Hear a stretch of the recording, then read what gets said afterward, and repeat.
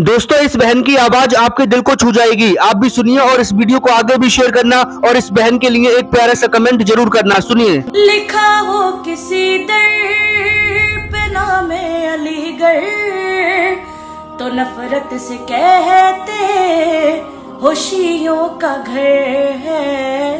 यही नाम तुमको जो जन्नत के दर पर लिखा नजर आया, तो फिर क्या करोगे।